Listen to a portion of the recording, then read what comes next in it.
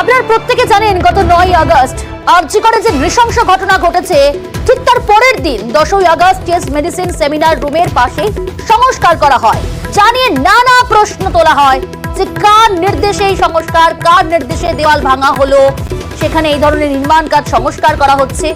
যে খবর এই মুহূর্তের অত্যন্ত চাঞ্চল্যকর, যে সংস্কারের নির্দেশ দিয়েছিলেন সন্দীপ ঘোষ। সন্দীপ ঘোষের জারি করা নির্দেশ প্রকাশ্যে অভিজিৎ রয়েছে। অভিজিৎ, সেই কপিতে কি উল্লেখ রয়েছে?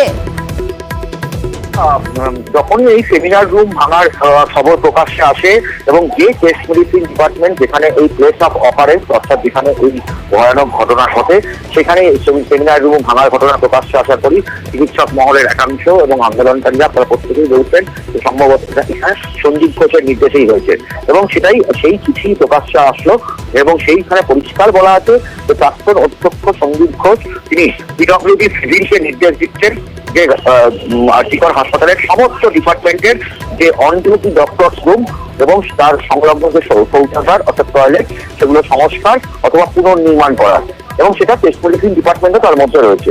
এবং সেখানেই প্রশ্ন উঠেছে যে কিভাবে এই সন্দীপ ঘোষ এরকম একটা নির্দেশিকা জারি করতে পারলো, যেখানে গত 9ই আগস্ট শুক্রবার এই নৃশংস ঘটনার প্রকাশ্যে আসে এবং 10ই আগস্ট শনিবার দিন থেকে নির্দেশিকা জারি করা হয় প্রাক্তন প্রিন্সিপাল সন্দীপ ঘোষের তরফ থেকে এবং 10ই আগস্ট থেকেই কাজ শুরু হয়ে যায়, ভাঙাভাঙির কাজ শুরু হয়ে যায়।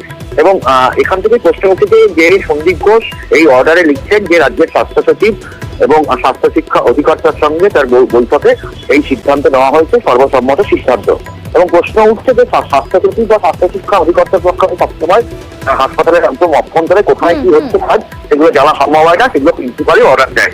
এবং সেক্ষেত্রেই এই প্রাক্তন প্রিন্সিপাল সন্দীপ ঘোষের বিরুদ্ধে এই অভিযোগটাই উঠছে যে তিনি কেন জেনে শুনে এইরকম একটা নির্দেশিকা জারি করলেন। তবে কি তথ্য প্রমাণ লোপাটেরই কোনো এই আশঙ্কায় কিন্তু আরো জোরালো হচ্ছে। অনেক ধন্যবাদ অভিজিৎ।